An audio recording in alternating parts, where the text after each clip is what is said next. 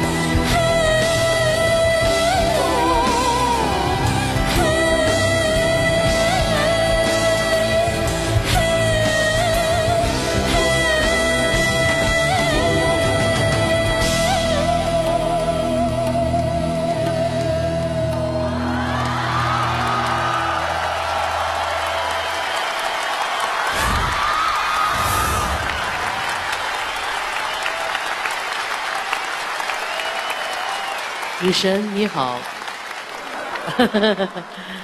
哎呀，我非常非常的高兴，央吉能够一直这样安安静静的唱歌。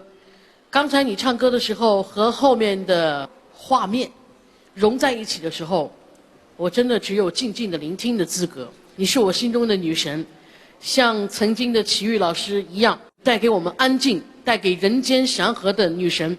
扎西德勒，希望所有的朋友都能够给他投票。谢谢你，女神，我想跟你说的就是，我就是要把你带回家。Yes, I want to listen to you every day。我觉得我要加入你的粉丝团了，可以吗？你的粉丝可以吗？好，谢谢你们，谢谢。杨吉玛，我想，基本上你被称为女神之后，就听到很多赞扬的一些话。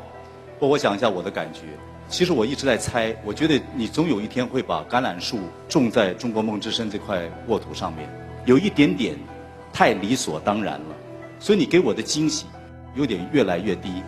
我希望可能再试试看别的一些表演方式，让我们更惊喜一点，我会更觉得我会对你崇拜跟赞扬。谢谢。女神，你越来越像小龙女了。你不管是唱歌还是你的性格，因为你很冷，同意伟忠哥的意见，往后走的话，我觉得你可以稍微的再尝试多姿多彩一点的东西，不然一直冷到底会冻坏掉的。